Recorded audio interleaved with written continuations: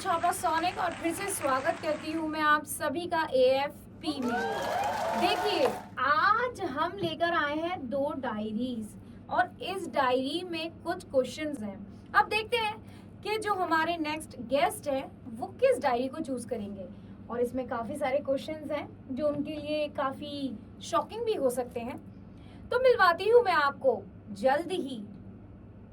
नाम नहीं बताऊंगी, बिल्कुल नहीं बताऊंगी, वो खुद ही बताएंगे। चलिए मिलते हैं उनसे। Hi guys. हाँ, नहीं कोई बात नहीं।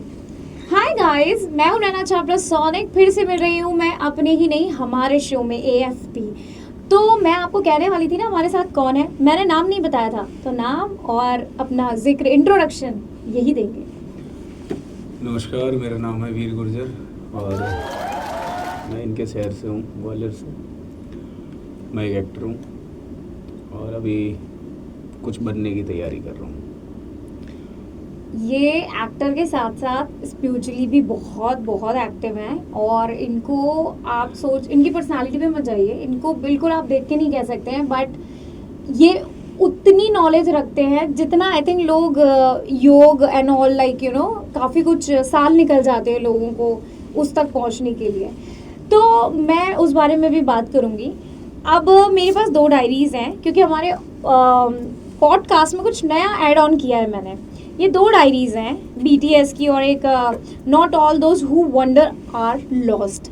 तो आप मुझे बताइए इसमें से कौन सी डायरी आप चूज करेंगे, तो मैं उसमें से क्वेश्चन आंसर्स पूछूंगी। तो देखने में मुझे वो बहुत अच्छी लग रही है। हाँ। पढ़ने में इसका ज़्यादा सही है। तो आप बताएं। तो अभी मैं सोचता हूँ चलो उसी को ले लेते इसके हैं। ठीक है, चलिए। तो इन्होंने BTS चूज किया है। हमारे कुछ क्वेश्चन आंसर्स हैं, बहुत ही नॉर्मल क्वेश्चंस हैं, तो आपके लिए इतना कुछ डिफिकल्ट नहीं होगा। हमारा पहला राउंड है बातचीत हमसे, जो हमेशा हम स्टार्ट करते हैं। सो पहला क्वेश्चन है आपके लिए, what first inspired you to become an actor? फिल्में देख के, मेरा एक ही है, मैं फिल्में देखने का बहुत शौक था और मैंने स्कूल बंक करके सालों फिल्में देखी हैं। स्पेशली मैं डबरा में पढ़ता था, मेरी स्कूलिंग डबरा से हुई है। डबरा में वो थिएटर थे पुराने और वहाँ पे बहुत चीपेस्ट टिकट होते थे, 10, 20, 30 रुपए। तो मैं वो 10, 20, 30 रुपए वाले टिकट्स में स्कूल बंक करके घुस जाता था। और 12 से 3, 3 से 6, कई बार सुबह 9 से 12, 12 से 3, 3 से 6, 3 फिल्में एक साथ देख लेता था।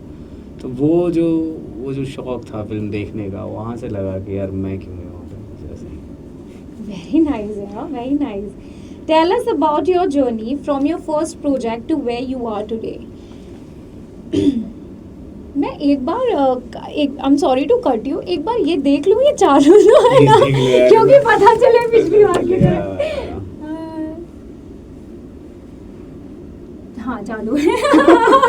मैं ये कट नहीं करने वाली है, मैं कट कभी नहीं करती हूँ जी। तो अब मुझे बताइए आप, tell us about your journey from your first project to where you are today. देखो ऐसा है, पहला प्रोजेक्ट तो कहेंगे प्रोजेक्ट ही उसे, पर आज के हिसाब से मैं देखूं तो हम बहुत अनमेच्योर थे और ग्वालियर से ही आप जानते हो सबको। मुझे ऐसा नहीं लगता कि ठीक है, लेकिन हाँ उन लोगों के साथ पहली बार ऐसा लगा कि यार मैं कुछ कर सकता हूँ। तो मैंने किया ग्वालियर में, एक फिल्म थी उफ़ एक ऐसी आशिकी, जो ग्वालियर में शूट हुई। ये कैसी आशिकी?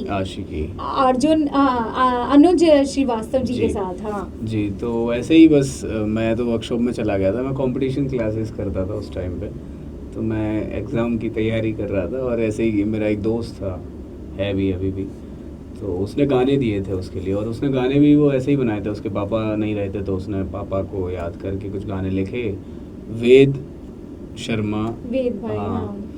तो वो उसके यहाँ पे रिकॉर्ड करते थे रात में और वेद ने बनाए थे वो। आरजे मानव नाम था उसका। मानव था, सॉरी। हाँ, मतलब he did like so many things. I know. तो उसके गाने सिलेक्ट हुए थे और उसने कहा था कि यार मैं एक प्रोजेक्ट यहाँ पे बन रहा है, तू भी आएगा क्या? मैं ऐसे ही चला गया था। वहाँ पे इनकी वर्कशॉप चल रही थी, तो कुछ लोग डायलॉग्स याद कर रहे थे। मुझे अच्छा लगा उनके साथ ज्वाइन करके, कुछ 10 दिन 15 दिन उनके साथ वर्कशॉप की। फिर इन्होंने कहा कि हम शूट पे, 1 महीने का शूट था, कह रहे तुम लोगों में से भी वॉलंटियर बनेगा क्या? इतना शौक, मैंने कहा मैं बनूंगा भाई। मैं करूंगा। तो मैं वॉलंटियर भी था, शूट देखता रहता था कैसे क्या चल रहा है। बस ऐसे ही फिर पहले तो इन्होंने मुझे ठीक ठाक काम नहीं दिया था, मतलब उसमें कुछ 3-4 लाइनें मुझे दी थी कि पूरी फिल्म में तुम कहीं कहीं आओगे, एक एक लाइन बोलोगे। फिर जब पहला सीन इन लोगों ने शूट किया तो वो थोड़ा सा वैसा था कि कॉलेज में राउडी टाइप, बदमाश टाइप का लड़का था, तो मैं वो रियल में भी ऐसे ही था उस टाइम पे। तो इन्होंने पहला सीन शूट किया, शाम को फुटेज देखते थे ये लोग, तो देख रहे थे, तो किसी ने इनको बोला कि इसे यूज़ क्यों नहीं करते आप। और फिर इन्होंने मुझे जहाँ जिन सीनों में मैं था नहीं वहाँ भी डाला कि भाई तुम आ जाओ ऐसे करके। तो फिर जब फिल्म रिलीज़ हुई 2017 में रिलीज़ हुई थी वो 75 सिनेमा हॉल्स में, एमपी और राजस्थान के। तो कुछ लोग मेरे अपने देखने आए, उन्होंने तारीफ़ की और उन्होंने मोटिवेट किया कि तुम ठीक लग रहे थे, तुम कर सकते हो। तो मुझे लगा मुझे अब सीखनी चाहिए एक्टिंग, और फिर मैं आरएमटी गया। ऐसे एक जर्नी है पूरी। और उस फिल्म के हीरो थे मेरे बड़े भाई राम भदौरिया, और रियल में ब्रदर्स जैसे ही हैं, आज हम साथ में ही हैं, और उनसे ही इंस्पायर हुआ मैं ज़्यादातर। ये very nice, very nice. What has been the most challenging role of your career so far? अभी तक आपके लिए आपकी लाइफ में चैलेंजिंग कोई तो ऐसा कैरेक्टर होगा जो like you really want to play, और लाइक अभी तक ऐसा कुछ मिला है आपको? हाँ, मैं इसीलिए मैं चुप हो गया था। एक्चुअली क्या है, मैंने जितना काम किया है उसके हिसाब से मैंने बहुत कुछ नहीं किया। हाँ, मैंने कुछ प्रोजेक्ट्स किए हैं, और जो मैंने किए हैं वो मैंने अपने लोगों के साथ किए हैं। तो मुझे मेरे अपने लोगों ने मेरे हिसाब से थोड़ा लिखा कई बार, और तो वो मुझे चैलेंजिंग इसलिए भी नहीं लगे क्योंकि वो मेरे लिए लिखे गए थे। और कुछ जो मैंने किए माइथोलॉजिकल मैंने किए हैं, टीवी शो किया। एक मैंने तिरुपति बालाजी एक सीरीज़ की है, उसमें मेरे को थोड़ा सा मुश्किल इसलिए हुआ था क्योंकि जो कास्ट हुए थे मुझसे पहले वो एजड थे, 50+ थे वो, और शूट के पहले दिन ही वो नहीं आए। तो क्रिएटिव ने मुझे कॉल किया क्योंकि उसने मेरे माइथोलॉजिकल कुछ ऑडिशंस देखे थे, और मैं एक शो कर रहा था जो दूरदर्शन पे भी चल रहा है, देवगुरु बृहस्पति। तो मैंने देवता के कॉस्ट्यूम में एक ऑडिशन बनाया था, और मैंने ऐसे 2-3 लोगों को शेयर कर दिया था ऐसे ही रैंडम नंबर्स पे। उनमें से किसी ऑडिशन को देखे उन्होंने मुझे कॉल किया। मैं सोया हुआ था सुबह 10 बजे, एक बार फ़ोन उठाया भी नहीं, मैंने कहा कोई कास्टिंग वाला। फिर दूसरी बार कोई कास्टिंग वाला चल, दूसरी बार जैसे वो लोग करते हैं यार, एक्टर है यार। दूसरी बार जब बजा तो मैंने कहा यार कुछ हो सकता है। तो मैंने कहा, उन्होंने कहा पहुँचोगे सेट पे 30 मिनट में? कहाँ? साकिना का पे था। तो मैंने कहा आ रहा हूँ। मैं वहाँ पहुँचा तो कॉस्ट्यूम भी मेरे साइज से थोड़ा बड़ा था, वो एजेड थे। जितने लोग आ रहे हैं वो मुझे रेडी नहीं कर रहे क्योंकि उनके पास फ़ोटो किसी और का है। वो कह रहे हैं कि आप, और मैं क्लीन से बच्चा सा दिख रहा हूँ क्योंकि मैं इधर देवता भी कर रहा हूँ। क्रिएटिव बार बार आके कह रहा है तुम कर लोगे, अरे इसे कर दो ना यार रेडी। फिर उन्होंने मुझे मूछें पहनाई, पग पहनाई, तो मूछों से मैं थोड़ा सा लगा, थोड़े मैच्योर लगा। फिर वो बार बार स्क्रिप्ट आके पढ़वा रहा मुझसे, कह रहा कर लोगे, पढ़ो इस लाइन को कैसे पढ़ो। मैं कहा भाई मैं 1 महीने से माइथोलॉजिकल कर रहा हूँ, 1 साल पहले भी क्या। मैं कहा प्लीज़। तो फिर ऐसा था, किया शूट हमने और ठीक लगा। अच्छा। और वो 11वें एपिसोड से उसमें मेरी एंट्री है। टोटल 52-48 कुछ एपिसोड्स हैं उसके, और मेरा लाइफ का भी अच्छा एक्सपीरियंस भी है वो। Very nice. How very nice. He's actually a brilliant actor also. And what I can see in you right now, आपका जो लहजा है, आपके जो शब्दकोश हैं बहुत क्लियर हुए हैं पहले से। आप प्रैक्टिस कर रहे हो काफी, मतलब पता चल रहा है। ऐसा है कि अभी देखो हमारे पास मेरा सेकंड यही था। हाँ बताइए। नहीं, मेरा क्वेश्चन ही यही था, how do you prepare yourself emotionally for your intense scenes? अच्छा, इमोशनली ये थोड़ी अलग बात है। देखो ऐसा है कि मैंने जो भी सीखा है, कई बार कई चीज़ें करते करते सीखी हैं, कई चीज़ें दूसरों को देख के सीखी हैं, कई चीज़ें पढ़ के सीखी हैं। तो है ना, मेरे पास जो भी वो कहते हैं कि मैं गली बॉय हूँ एक तरीके से। आरएमटी गया लेकिन सिर्फ 2 साल के लिए, वहाँ पे मैंने 2 प्ले भी किए। पीएस सर बहुत अच्छे से कराते थे। फिर मुझे नहीं लगा मुखौटे बना रहे हैं, पेड़ बना रहे हैं। मैंने कहा यार इसकी क्या ज़रूरत है, मुझे तो कैमरा एक्टिंग करनी है। मुझे मतलब थिएटर अभी कर रहा हूँ मैं, लेकिन थिएटर अच्छी चीज़ है। तो फिर मैं सीखा, वहाँ से कुछ ज़्यादा सीख नहीं पाया क्योंकि मेरा थोड़ा सा नेचर भी ख़राब था, जिसकी वजह से मेरी वहाँ पे ज़्यादा लोगों से बनी नहीं, और इस वजह से मुझे बाद में पता चला कि मुझे मेरे नेचर पे काम पहले करना पड़ेगा। तो मैंने जो भी सीखा उससे मुझे ये समझ में आया कि इमोशनल सीन्स के लिए पहले तो हमें कैरेक्टर की साइकोलॉजी समझनी पड़ेगी कि भाई वो आदमी क्या है, कैसे सोचता है, उसकी लाइफ की कुछ ट्रॉमा है तो क्या है, उसको किक मिलती है तो किस चीज़ से मिलती है, उसकी थिंकिंग पैटर्न्स क्या हैं। उसके बाद में बाहरी चीज़ें आती हैं, बॉडी लैंग्वेज और ये सब अपने आप आ जाती हैं जब आप पहले साइकोलॉजी के हिसाब से उस कैरेक्टर को जीना स्टार्ट करते हो। हाँ, तो और भी कई टेक्निक्स हैं, वो फिर वर्कशॉप में नहीं दैट्स ओके। और कई सारी टेक्निक्स हैं। अगर आप चाहो कि कोई कैरेक्टर आपको थोड़ा अलग वो करना है जिस पे बहुत सारे लोग बात करते हैं, तो आप किसी एनिमल मेथड जैसे हम कहते हैं कि किसी एनिमल के रूप को या हाँ, उसके हाव भाव को, हाँ, लाइक समथिंग, हाँ, हाँ, उसकी कोई ऐसी चीज जिससे हम कनेक्ट कर पाए। जैसे मान लो मैं अभी different। मैं किसी भी एनिमल को लूँ, मैं अगर भेड़िया हूँ तो मैं तुम्हें कैसे देखूँ, तुम्हारे बारे में क्या सोचूंगा, मतलब वो उस तरीके से मैं चलूँगा। तो मैं बिल्ली देखी आपने चलती हुई बिल्ली, अथॉरिटी की तरफ चलती है, पूंछ उठा के। वो अब आप उसको लो, अब जैसे हम कहते हैं कैट वॉक कहते हैं, वो एक्चुअल में है वही, हम एनिमल से ही ले रहे हैं चीज़ें, ये तो है। तो वैसे कैरेक्टर प्रिपरेशन तो बहुत सारी हैं, पर इमोशंस के लिए हमें उसकी साइकोलॉजी तो समझनी आप पड़ेगी। हाँ, मतलब आप इमोशनली जब भी कोई कैरेक्टर होता है उसके अकॉर्डिंगली आप अपने इंटेंट्स को आप उस पे वर्कआउट करते हो। मैं उसको पहले समझता हूँ कि ये आदमी है तो बचपन कैसा रहा होगा, इसकी लाइफ में कौन कौन है, कितने दोस्त हैं इसके, किससे बात कर लेता है, कितनी बात करता होगा, तो फिर इसकी चीज़ें क्या है। अगर मैं कई बार कुछ ऐड ऑन करता हूँ जो कि पता नहीं करना चाहिए या नहीं, पर मैं ऐड ऑन करता हूँ तो मैं सोचता हूँ अरे इसकी लाइफ में ऐसा है तो ये ऐसे भी तो करता होगा, तो उसकी हरकतें भी, बॉडी लैंग्वेज थोड़ा मॉडिफाई कर देते हो। बहुत सारी चीज़ें। That's good. Was there ever a moment where you wanted to quit or what you kept you going? Like आपको कभी ऐसा लगा जिंदगी में कि छोड़ दे यार, अब मुंबई छोड़ना है, मुझे एक्टिंग नहीं करनी, ऐसा कभी ऐसा मूड आया? मैं चला गया था 2025 में। फिर क्या ऐसा आया कि मैं लौट कर आया? ये दोनों एक साथ एक ही क्वेश्चन में दो क्वेश्चंस आए थे। मैं चला गया था फेब 2025। अच्छा। मैंने कहा यार बस हो गया। वो हुआ इसलिए कि कुछ काम थे जिनके पेमेंट के लिए बहुत रोना पड़ा, जो होता है हमेशा इंडस्ट्री की एक ही चीज़ है भाई। मेरा अभी भी अटका हुआ है। मुझे 10 दिन से वो लोग यही बोल रहे हैं कल परसों।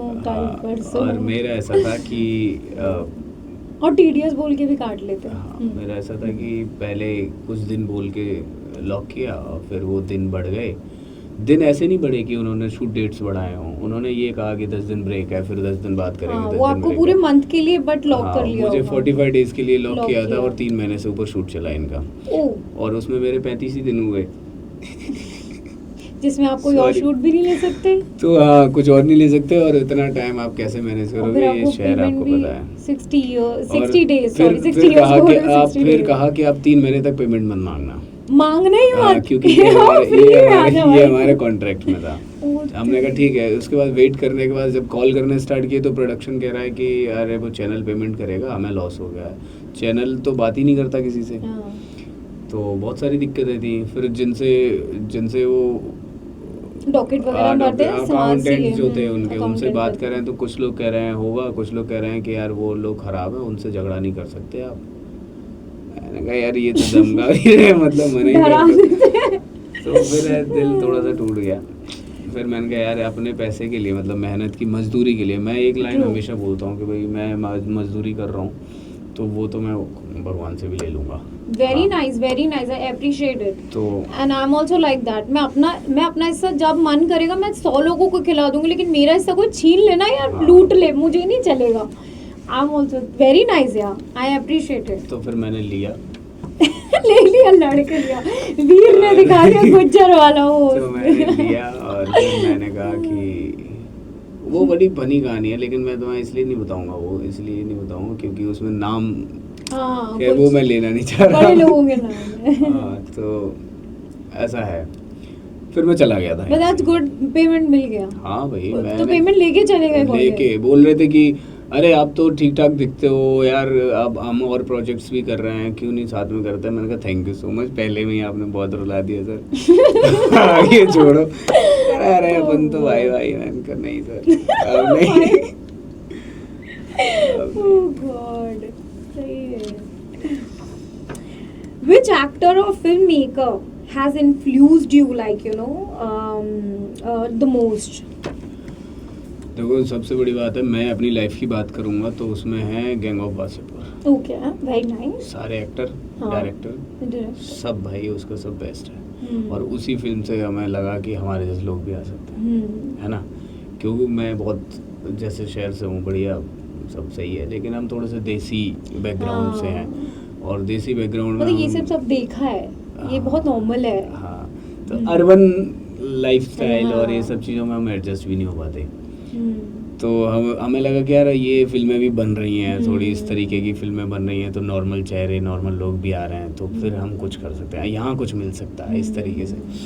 तो अनुराग सर और ये बाकी पूरी एक्टिंग, जितने भी एक्टर्स उसमें हैं गैंग्स ऑफ वासेपुर में, सब मतलब ये समझो कि सब अपने आप में एक एक इंस्टीट्यूट हैं। सबकी लाइफ भी है, ऐसी बात नहीं, सब ने स्ट्रगल भी किया है, सब बहुत ब्रिलियंट एक्टर हैं।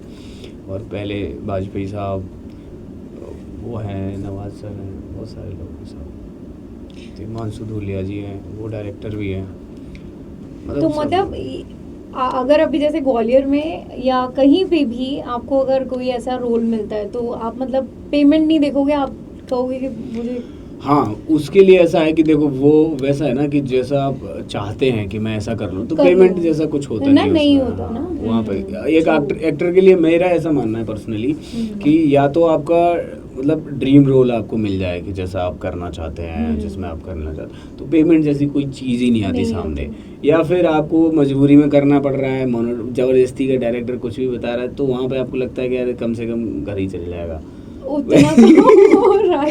जो चीज़ है, कभी कभी एक्टर पैसे के लिए भी काम इसलिए करता है कि उसके बेमन से करना पड़ता है, क्या करेगा। यू नीड टू पे the rent and everything. Mumbai is very expensive है, ऐसा लगता है आप अमेरिका में रह रहे हो, बहुत एक्सपेंसिव है मुंबई, नो डाउट।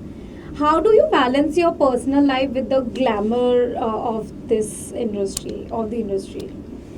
इसको बैलेंस करने की कोई ज़रूरत है मुझे लगती नहीं है। लेकिन don't you feel like when you going like ऐसे बड़े लोगों के बीच में, जैसे लोग रोल्स रॉयल से निकल रहे हैं, बीएम से निकल रहे हैं, so don't you feel like I am very feeling छोटा और समथिंग लाइक दैट? नहीं भाई, मैं कभी फील नहीं करता। Very nice. मुझे देखो, मुझे होता है। ठीक है, मुझे होता है। आप भी मत किया कीजिए, क्योंकि मुझे पता है वो मटेरियलिस्टिक इंसान है और उसने चीज़ें बहुत इकट्ठी कर ली हैं। हाँ, कुछ लोग उसमें बहुत स्पिरिचुअल मिलते हैं जिन्होंने मुझे बहुत कुछ समझाया, ज्ञान दिया, लेकिन वो लोग कभी आपको छोटा फील नहीं कराएंगे। वो उल्टा उनको पता है कि ये नर्वस फील कर रहा है तो आपको और अच्छा फील करा देंगे, तो आपको लगेगा यार बहुत अच्छे लोगों में हूँ मैं। yes. और जो जबरदस्ती की मर्सिडीज में घूम रहा है वो फिर वो उसको मैं समझ जाता हूँ कि यार ये खुद ही छोटा है, इससे बात करे मेरा कोई फायदा भी नहीं है। वो तो आपको बैठ के पता चल ही जाता है कि कैसा क्या है। मैं जैसे कुछ लोगों के संग, नोन एक्टर्स के संग शूट करती हूँ, उसमें से 2% लोग ऐसे होंगे जिनमें बहुत एरोगेंसी होगी, अदरवाइज मोस्टली मैंने हम्बल ही देखे हैं ज्यादातर लोग। जितने मतलब मैंने जॉनी सर के संग काम किया था, ही सो हम्बल, भयंकर प्यारे, सो हम्बल यार। मतलब he came to me said you do want to take a picture, मैंने व्हाई नॉट, देन मैंने फोटोग्राफ लिया। मतलब एक होता है ना like generally, so that's good. ये यू आर राइट। और ये बात बिल्कुल सच है, आप जितने बड़े लोगों के संग बैठते हो या आप उनको सुनोगे, जैसे मुझे परेश रावल जी से मिलना है, मुझे अभी नीना जी से मिलना है, ये मेरा सपना है इनके संग काम करना, पता नहीं होगा या नहीं, लेकिन एक होता है ना कि मुझे ये इन्फ्लुएंस बहुत करते हैं मुझे ऐसा लगता है, क्योंकि ये लोग ना ज़मीन से जुड़े हुए हैं और बहुत ही क्या तो रियल है एक्चुअली। सो वो चीज़ मुझे वो चीज़ बहुत कम लोगों में देखने को मिलती है, बट कुछ लोग आर्टिस्ट हैं जिनमें है। इस चीज़ को मैं ऐसे देखता हूँ कि जो जिस लेवल पे पहुँचा है, जितना ऊपर गया है, उसके अंदर कुछ बात तो है, इसलिए वो वहाँ पर है। और वो बात है, वो शिद्दत भी तो है। हाँ, और इसीलिए वो वहाँ पे। हाँ, वो बात अलग है कि कुछ लोग को मिल जाता है ऐसे कॉन्टैक्ट और हाँ, वही कह रहे हैं कि सपोर्ट सिस्टम है या उनकी लॉबी है या कुछ भी है, तो मिल गया है, तो इसीलिए वो शायद घमंड में है। बाकी जितने भी लोग हैं जो मेहनत करके पहुँचे हैं, वो उनसे प्यारा इंसान नहीं होता भाई। और सबसे एक और बड़ी बात, कहते हैं कि आर्टिस्ट भगवान के सबसे करीब होता है, तो ये जो सच्चा आर्टिस्ट है वो तो ईश्वर के बहुत करीब है। और जो ईश्वर के करीब है उसको पता है कि तुम भी ईश्वर हो, मैं भी ईश्वर हूँ, आपके अंदर जो सोल है और जो स्पिरिट है वो ईश्वर का अंश है, और वो उसका सम्मान करता है। वेरी नाइस, बहुत कुछ सिखा रहे हैं आप आज मुझे। What do you think audience misunderstand most about actors? अब देखो ऑडियंस सब अलग अलग तरीके की ऑडियंस है ना। कुछ लोग सिर्फ एंटरटेनमेंट के लिए ही देख रहे हैं, तो उनको फ़र्क नहीं पड़ता कि प्रभास ने मुक्का मारा और उधर जेसीबी भी उछल गई और विलन गया उड़ते हुए, है ना। तो ऐसे लोग भी हैं। मैं ऐसी फिल्में भी इंजॉय करता हूँ। कुछ लोग बहुत गौर से देखते हैं, अरे इस लाइन का मतलब ये है, अच्छा ओके यहाँ पे ये ख़राब हो गया यार, ये सीन थोड़ा मिसमैच है, तो वो ऑडियंस के ऊपर है कुछ लोग। लेकिन हाँ, हमारे पास जो ऑडियंस है सबसे ज़्यादा है मास ऑडियंस, जो कि एंटरटेनमेंट के लिए ही फिल्म देखती है। उसको कोई लेना देना नहीं है तुम्हारी क्रिएटिविटी ज़्यादा उससे। उनको अच्छा दिखना चाहिए, अच्छा लगना चाहिए, अच्छा।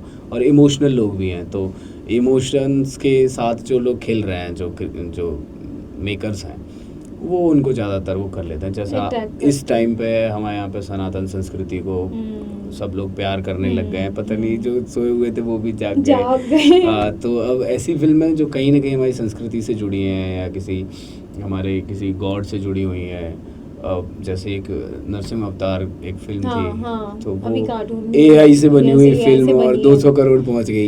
इमोशंस, मैंने जो मूवी देखी है, it's very nice and very beautifully उसको प्रेजेंट किया है। ये that's really good. Yeah. अभी लोगों को डर भी लगता है ना, कर्मा पाप एंड ऑल। अभी देखो क्रिएटिविटी देखने को मिली धुरंधर में, देखा अब लोग पीक डिटेल पे 2 भी आई है ना, मैंने तो 2 देखी नहीं है फिलहाल। दोनों ही बहुत बेहतर। फर्स्ट तो बहुत अच्छी है, दोनों I loved it. तो अभी तो वो भी चेंज हो गया है बॉलीवुड का। हाँ, बॉलीवुड का पूरा स्टेरियोटाइप ही, मतलब बिल्कुल ऑडियंस को ले लो, या दे वांट मोर समथिंग। अभी पता है बॉलीवुड आल्सो वांट लाइक कि अभी हॉलीवुड भी चाहिए उनको, टॉलीवुड भी चाहिए उनको, मतलब कुछ अलग चाहिए ऑल टाइम। तो अभी जो बड़े एक्टर्स हैं, बड़ा एक्टर्स इन द सेंस बड़ा बजट वाला इंसान, जिसके पास अच्छा अमाउंट है, जो अच्छा टीम रख सकता है, बड़ा एक्टर मेरी नज़र में वही है। बड़ा एक्टर क्या होता है, एक्टर तो आप भी है, मैं भी हूँ, बड़ा छोटा कुछ नहीं होता, सिर्फ प्लेटफॉर्म की बात है। एक्टिंग सब कर रहे हैं, कुछ एडवर्टाइज के लिए कर रहे हैं। अब एक टाइम पे तो 10 लोग 10 जगह नहीं हो सकते ना। अच्छा है हम सब एक ही पेज पर है, बस ये है कि कुछ लोगों के पास बजट अच्छा है तो वो अच्छे प्लेटफॉर्म पर है। हम अभी स्टार्टिंग कर रहे हैं, हम एज एन जॉब कर रहे हैं, तो वो it's just all about that, कुछ लगा के कर रहे हैं।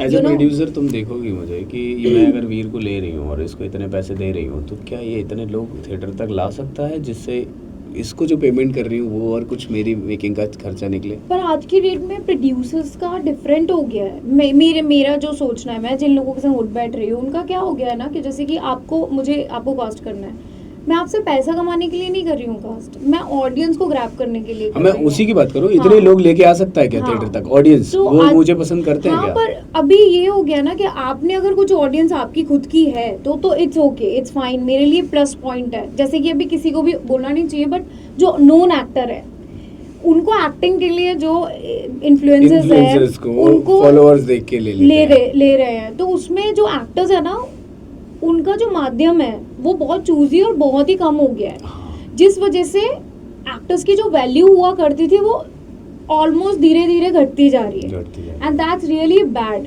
क्योंकि एक एक्टर यहाँ पे 20 साल 15 साल में, अपनी बात नहीं कर रही हूँ बट जनरली बात कर रही हूँ, बहुत सारे मेरे जानने वाले लोग हैं जो सर्वाइव भी कर रहे हैं। यार मेरे पास आज आप हो, हम 5 लोग मिलके भी कुछ ना कुछ बना लेंगे। हम अपनी बात नहीं करते, हम तो TVF जैसा कुछ ना कुछ स्टार्ट कर सकते हैं। यूट्यूब पे भी जैसे मैंने ये स्टार्ट किया है, हम लोग कुछ छोटी छोटी शॉर्ट फिल्म कर लेंगे या छोटे छोटे काम लेके कर लेंगे, बिकॉज हम सर्वाइवर हैं, हम लोग डिमांडेबल नहीं है। और हम लोगों के अंदर वो भी है ना, चलना यार, चल जाने दे यार, मेरे को तो काम करना है, मैं घर में बैठूँ रोऊँ फ्रस्ट्रेटेड हूँ, उससे अच्छा मैं कुछ करूँ। तो वी आर लाइक मेहनती पर्सन। और इन लोगों को, जिनको इन्फ्लुएंसर्स को काम मिल रहा है ना, इनका एटीट्यूड अगर आप सेट पे देखोगे, उनके एटीट्यूड को भी लोग झेल रहे हैं और उनको काम भी बहुत अच्छे से दे रहे हैं। मैं किसी को पॉइंट आउट नहीं करना चाहती, but this is something which is not right for our industry, मेरा ये मानना है। इसके पीछे का कारण ये है कि एक इन्फ्लुएंसर जिसके 2 मिलियन फॉलोअर है मान लो, उसके पास कोई भी ब्रांड कॉल करता है और बोलता है सर आपको एक वीडियो बनाना है, वीडियो 1 मिनट का, प्रमोशनल वीडियो, कितने? वो कहेंगे सर 80,000 दे देंगे। कहेगा नहीं 1.5 लाख से नीचे नहीं करता। वो कहेंगे चलो 1-20 डन। वो 30 मिनट लगाएगा, एक वीडियो बनाएगा और 1-20 उसके अकाउंट में आ जाएगी। अब उसके पास इतना, तो उसको सर्वाइवल की टेंशन तो है नहीं है। अब उसको क्राफ्ट पे काम करने की भी ज़रूरत नहीं है, क्योंकि वो थोड़ा रिलैक्स भी हो गया अभी लाइफ में, तो वो जिम करेगा, थोड़ा सा स्टेरॉइड ले लेगा तो बॉडी भी बन जाएगी, डांस क्लास कर लेगा, रील बना लेगा, तो वो सेट पे जाके यही करेगा। हाँ, लेकिन कुछ लोग हैं जो साबित कर रहे हैं खुद को अच्छे एक्टर के तौर पे और काम भी कर रहे हैं, मेहनत कर रहे हैं। हाँ, हाँ। मैं ये नहीं कहती कि नहीं करते, कर रहे हैं, कुछ तो करते करते सीख के कर रहे हैं। सबका लक और सबका अपना अपना भी है, लेकिन मेरा यही मानना है फिल्म इंडस्ट्री को, जैसे अभी कोई भी, जैसे हमारे जो जितनी भी खान्स हैं, आप उनके कमेंट्स के नीचे जाओ, या कोई अच्छा काम कर रहा है आप उनके कमेंट सेक्शन में जाओ, आप देखो लोग कुछ भी मुंह उठा के किसी को कुछ भी कमेंट कर देते हैं, तो उसमें डोंट यू थिंक कि एक जो इमेज हुआ करती थी फिल्म इंडस्ट्री की, वो पूरी तरीके से मिटती जा रही है। हाँ, ये सोशल मीडिया की वजह से है ना? और ये OTT प्लेटफॉर्म्स की वजह से।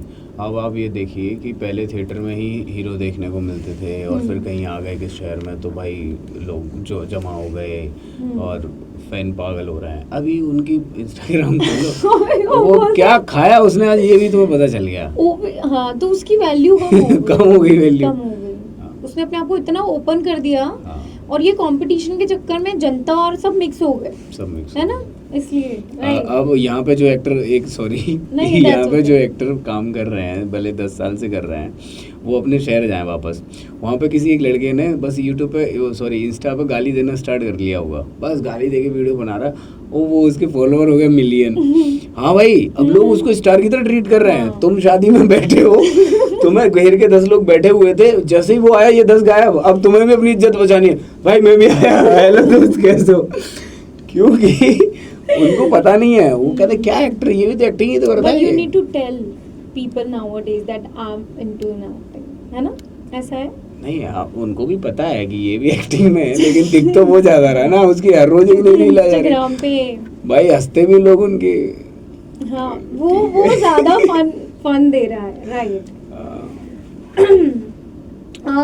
मुझे ये बताइए, what has been your proudest achievement till now? योग डिटेल में बताइए। मैं एक्चुअली इसलिए योग कहा मैंने, क्योंकि देखो जीवन में मैंने कुछ कमाया नहीं, है ना। अब मैंने एक योग से जब से मैं जुड़ा, तब से मैंने जीवन को बदलने की कोशिश की खुद के। जीवन में आता है मेरा नेचर, व्यवहार, मेरी थिंकिंग पैटर्न, मैं लाइफ को कैसे देखता हूँ, कैसे जीता हूँ, ये सब चीज़। और इनसे क्या हुआ कि मेरे जीवन में जो मुश्किलें आती हैं, जो यहाँ पे हर किसी के जीवन में आती हैं, और एक्टर चल रही है तो मैं उसमें थोड़ा सा शांत रह पाता हूँ, आनंदित रह पाता हूँ, क्योंकि अब मुझे उतना दुख, स्ट्रेस और चीज़ें नहीं होती। पहले मैं पकड़ लेता था, क्रोध भी बहुत आता था मुझे, गुस्सा बहुत ज़्यादा, I know that. तो ये बहुत सारी चीज़ें हैं, अभी ठीक है, लाइफ बहुत अच्छी चल रही है। तो मुझे ऐसा लगता है कि ये जो चीज़ है, जीवन के असली मायने मुझे इससे पता चले, इसीलिए मैं इसको सबसे ऊपर रखता हूँ। Very nice. कितने साल लगे आपको ये चीज़?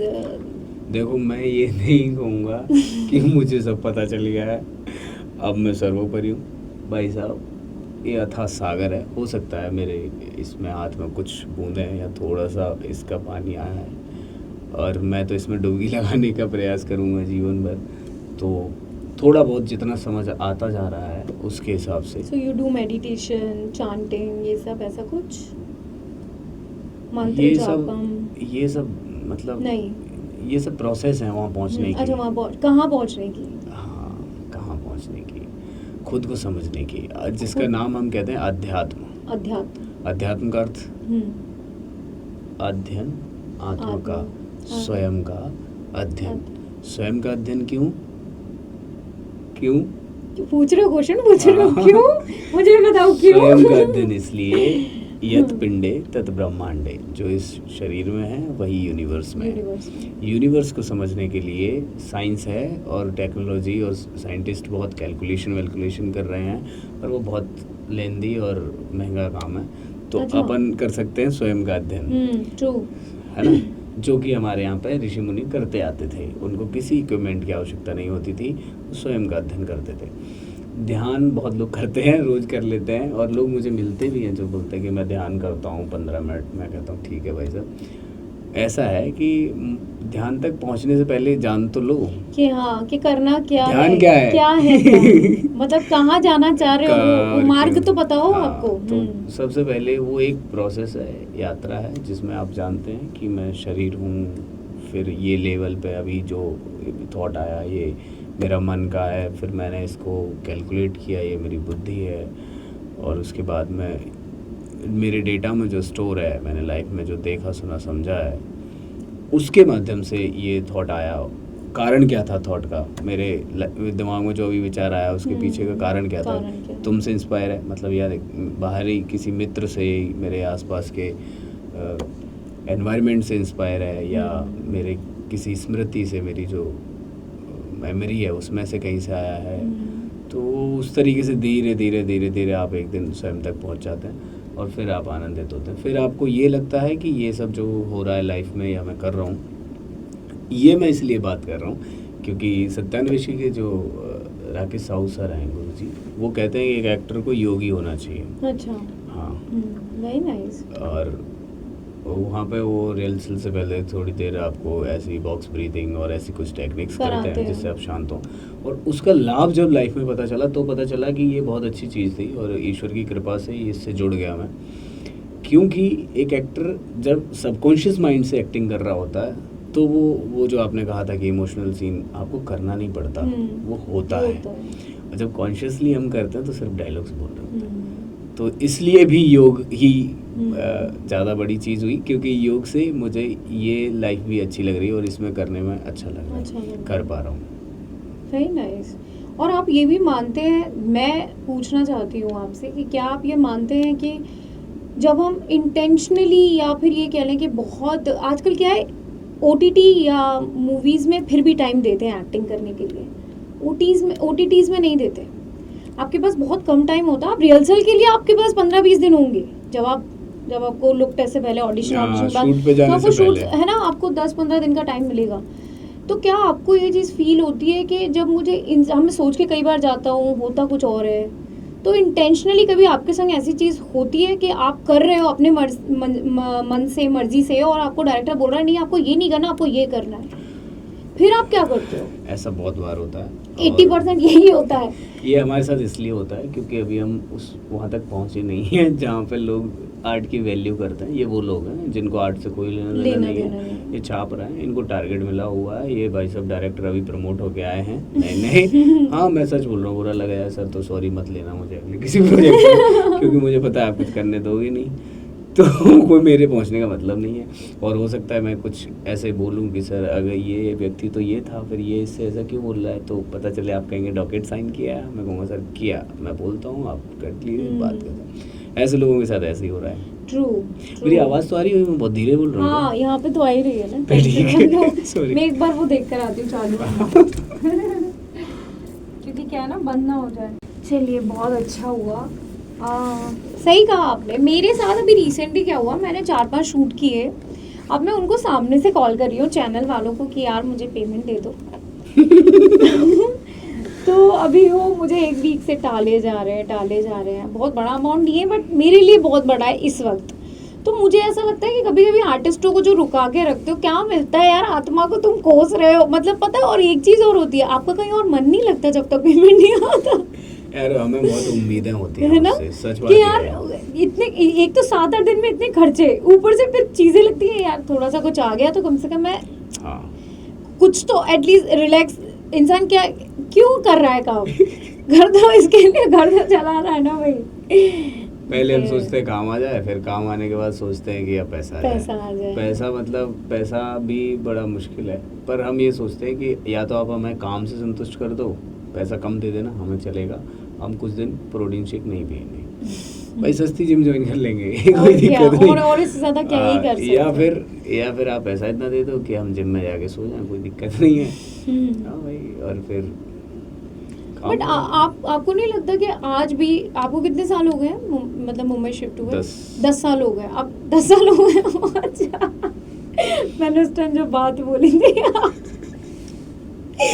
खैर 10 साल में आपने एक चीज देखी है, कुछ प्रोड्यूसर्स आज भी उतना ही बजट देते हैं, जानते हैं आप इतने पुराने हो फिर भी आपको उतना ही बजट ऑफर क्यों? कारण है क्या? प्रोड्यूसर तक बात पहुंची नहीं, बात पहुंची हमारे उन दोस्तों तक जो नए नए कास्टिंग डायरेक्टर उस टाइम पे बने थे, और हम उनके पास जाते थे, भाई कुछ चल रहा है, वो कहते थे हाँ भाई भाई भाई भाई बने हम। फिर उसके बाद उन्होंने हमारा नंबर सेव किया, 25M जो भी है उस टाइम पे जो एज थी, M गून या जो भी किसी के बारे में, जिसे मेरी नाम नहीं लूँगा सॉरी, मेरी एक दोस्त का किसी ने लिखा कि देसी भाभी, मेरा लिख लिया किसी ने कि M फिट गून वीर और ऐसा। अब ये डेटा आपस में शेयर किया आने वाले नए असिस्टेंट, तो उस डेटा के हिसाब से वो या तो मैं अच्छे कैरेक्टर के लिए कॉल नहीं कर पा रहे, या फिर वो बजट ज़्यादा नहीं सोच रहे, क्योंकि वो उनसे लॉबी भी है, वो कर अरे तू इसको इतना क्यों दे रहा है, इतने में आता है, ये भी कहानी है। एक्टर्स बहुत सस्ते हो गए हैं। और हाँ, एक और उसके पीछे का कारण ये है, आपने बहुत बढ़िया बात कही, वो लोग जो यहाँ पे जॉब करने आते हैं, भाई साहब IT सेक्टर में जॉब कर रहे हैं, अच्छी खासी सैलरी है, एक बार दिख जाए, उनको ऑडिशन भी बनाने की चल रहा है, भेज दे रहे हैं, साइड पे पहुंच रहे हैं, भाई वो कह रहे हैं बजट दो भी मत, उनका तो कमीशन ले लो पूरा, तब भी हमें काम दे दो। तो उनकी वजह से जो लोग रियल में जिन्होंने लाइफ ही एक्टिंग को बनाया है, वो उनके खाने के लाले हैं। प्रोटीन शेक फैक्ट है ये, प्रोटीन शेक। भाई प्रोटीन शेक की बात बार बार इसलिए कर रहा हूँ क्योंकि वेज आदमी नॉनवेज खा नहीं सकते, मैं भी वेज ही हूँ। प्रोटीन पूरा कैसे करें, है ना, बाहर का समझ लो आप, सही बात अब बहुत सारी चीजें खाओ तो मेरा वजन बढ़ गया, तो अब आप कैमरे पे सही नहीं लग रहे, है ना, और धीरे धीरे 10 साल हो गए मुंबई में, तो स्किन का भी ध्यान रखना है भाई। यार मैं खुद बहुत सारी चीजें। पर आप लड़कों के संग एक चीज बहुत अच्छी है यार, क्या आप लोगों को ना कभी ऐसे नहीं करते कि इसको पिता का रोल तो इसको पिता का ही रोल दे रहे हैं, या इसकी एज बढ़ गई तो हमें अलग है यार। हम एक तो 18 में माँ का स्टार्ट किया, फिर माँ से भाभी पर आ गए, और अब एक हाथ मिले हैं कैरेक्टर जिसमें सिंगल लड़कियां या मुझे नॉर्मल कॉलेज गर्ल दिखाया है, लेकिन अभी कुछ लोगों ने वो बना ही लिया है, यू नो, स्टीरियोटाइप हो गए हैं, उनके दिमाग में फीड कर लिया कि नहीं इसको तो सिर्फ वो साड़ी वाले रोल देने हैं तो वही देने हैं। अब आप किसी कास्टिंग वाले से मिलना जो आपको कॉल करता है, उससे बोलना पहले मेरा नंबर देगा किस नाम से सेव किया तूने, हाँ यू आर राइट, और उसको बोलना कि अभी इसको एडिट कर तुरंत या डिलीट मार, हाँ ये मैं बता रहा हूँ आपको, या फिर आप नंबर बदल दो। नहीं, नंबर तो मैंने चेंज कर ही दिया है अपना। अच्छा फिर ठीक है, नंबर मैंने रिसेंटली चेंज ही कर दिया, क्योंकि मुझे एक चीज़ फील होती है कि जब तक आप, क्योंकि मैंने सीरीज़ की थी, उसके बाद ना मुझे एक प्रोड्यूसर ने बोला था that you want to change your destiny ना, change your number, so I change my number. And अभी ऐसा हो रहा है कि अभी मैं जिस चीज़ से निकल के आई हूँ, अभी फिर से मुझे लग रहा है I need to change my number. अभी रिसेंटली मैंने कल ही सोचा, कल की ही बात है, कल ही I was just thinking I want to change my number, it works. हाँ आपको मेंटली भी आप फ्रेश, मैंने अब इंस्टाग्राम नए लोग नए तरीके से मिलो लोगों से, हाँ। पुराने वो कॉल हमें चाहिए नहीं तेरा, नहीं चाहिए। वो काम हमें नहीं चाहिए, क्योंकि जब वो आपको 10 साल में नहीं बढ़ा पा रहे हैं, 5 मतलब कितने सालों से हम उनके इर्द गिर्द हैं। और कई बार मुझे ये भी लगता है, शायद वीर ऐसा होता है कि ये लोग ये सोचते हैं कि अब ये डिमांड ना करे क्योंकि अब हम पुराने हो गए, ये भी होता है, तो इसलिए दे आर स्कैर्ड ऑफ कि यार 3000 में नया आर्टिस्ट आ रहा है, नया चेहरा है, और ये अभी 30,000 रुपये मांगेंगे या 3 लाख मांगेंगे, फिर मैं इनको कास्ट करने से अच्छा मैं तो अपना काम कर लूँ। सही बात है, और 3000 में मुझे कमीशन भी मिल जाएगा, पार्टी भी मिल जाएगी, पार्टी भी दे देगा वो, तो वो वाली बात भी है। ये है, तो इस मैं ऐसे चक्कर कई में लोगों को जानता हूँ। मैं तो, मुझे तो पता है ना, देख रही हूँ मैं। पहले पार्टी दे देते हैं बुला के, भाई पार्टी करो भाई, किसी में बुलाओ, फिर वो कहेगा वर्टिकल कराता हूँ ना तुमसे, अभी डेली वर्टिकल रहती है। चलिए हमारा 10वां जो क्वेश्चन है, हमारा पहला राउंड खत्म होगा, लेकिन ये 10वें क्वेश्चन के साथ, व्हाट ड्रीम रोल और project are still waiting for? देखो वो ड्रीम प्रोजेक्ट जो बनेगा, अगर मैं कहूँ ऐसा कुछ तो है ना ऑलरेडी, सही है, ऐसे ही चल रहा है, ऐसा कुछ तो है ना ऑलरेडी। हाँ। अगर मैं किसी भी प्रोजेक्ट के बारे में बोलूँ यार वैसा कुछ बने तो मजा है, वैसा तो बन चुका ना, मेरा कुछ ऐसा बनना चाहिए जो बना ही नहीं है ना, लेकिन वो ऐसा हो जो हर किसी का दिल छुए। कहते हैं सिनेमा समाज का आईना है, जो समाज को आईना भी दिखाए, क्रिएटिविटी भी दिखाए और मुझे अपने टैलेंट को साबित करने का मौका भी दे। वो मेरा ड्रीम प्रोजेक्ट हो सकता है। But I am really loving to talk to him because जिस वीर को मैं जानती थी उसकी हिंदी के जो शब्द थे सशा में जो प्रॉब्लम्स थी या ग्वालियर में किसकी नहीं होती? मेरी भी थी। हाँ मैं वही तो कह रहा हूँ, ग्वालियर मेरी भी थी but still you work so hard for it. इतना इजी नहीं होता अपने ऊपर पॉलिश करना और निकलना। I am really really appreciating you literally दिल से। मेरे को बहुत अच्छा लग रहा है to seeing you like this. Groom yourself as much as you can and you will achieve everything in your life. तुमने वो सक्सेस की पिरामिड थ्योरी सुनी है? जिसमें द पिरामिड थ्योरी जिसमें क्या होता है कि आप अपने बेस्ट से बेस्ट वर्जन को जाके अचीव करते जाओ, फिजिकली मेंटली। तो अगर जैसे मेरी स्ट्रेंथ है इतनी, तो क्या इतनी ही होगी? नहीं, और भी हो सकती है, संभावना, पॉसिबिलिटीज़ हैं उसमें। तो मैं और बढ़ाऊंगा। वैसे ही अपनी समझ की और इन सब चीज़ों की, जो भी मैं हूँ, जहाँ जितना सीख के आया, फिर उसको और बढ़ाया। अभी मैं रास्ते में ही हूँ, ये नहीं है कि मैं कहीं पहुँच गया हूँ। हाँ, और मैं ये कह रहा हूँ कि जिस ड्रीम प्रोजेक्ट की हम बात कर रहे हैं कि ऐसा होगा, तो वो भी रास्ता ही होगा। ट्रू। मंजिल तो मौत है, बाकी सब रास्ते ही है। सही बात है। Very nice. बहुत अच्छा लग रहा है बात करके। सो इसी तरीके से हमारा बातचीत वाला जो राउंड है, पहला राउंड है, वो खत्म होता है। अब हम आते हैं अपने second round, rapid fire round. तैयार हो जाइए। मैं तो बहुत स्लो इंसान हूँ। ठीक है। रोमांस और एक्शन? बॉलीवुड और ओटीटी? बॉलीवुड वाले ओटीटी। बॉलीवुड वाले ओटीटी जो कर रहे हैं। One actor you would love to work with? Manoj Bajpayee. उनके तो सभी फैन है, no doubt. Day shoot, morning shoot और नाइट शूट? नाइट शूट दोपहर के बाद कभी भी बुला लो। थोड़ा अर्ली मॉर्निंग में थोड़ा ऐसा नहीं, मैं उठता हूँ सुबह, पर वो फिर मेरा एक स्केड्यूल है कि भाई थोड़ा योगा वगैरह करो, थोड़ा सा मानसिक शांति के लिए काम करो, या दिन में भाई जागे हो तो समझो मैं कौन हूँ। अभी तक जानना पड़ता है मुझे। उठते ही ऐसा है कि भाई कौन है ये, कौन उठ गया, कौन हुआ, मेरे हाथ है, मैं वीर हूँ। Like that. Very nice. Script और star cast? Script. Very nice. Fame और पीस? मेकअप और नेचुरल? मैं देख रहा हूँ, मैं चिकन पॉक्स के दाग जो लास्ट मंथ हुआ था, मैं छुपा सकता था। ठीक है, बट इट्स वेरी नेचुरल। पर मैंने कहा यार मैं हूँ, अभी है, ठीक है, कल नहीं रहेगा, कल जो था वो आज नहीं है, क्या दिक्कत। One word your fans use for you? इतने फैंस नहीं है यार। फिर भी किसी एक ने तो बोला होगा ना, चाहे कोई बच्चा ही क्यों ना हो, या मम्मी या डैड, कोई तो दोस्त हैं। मैं दोस्त मेरे, बट कोई तो होगा ना कि यार आई एम योर फैन, यार तेरी स्टाइल अच्छी लगती है, तेरी एक्टिंग अच्छी लगती है, कोई तो फैन होगा।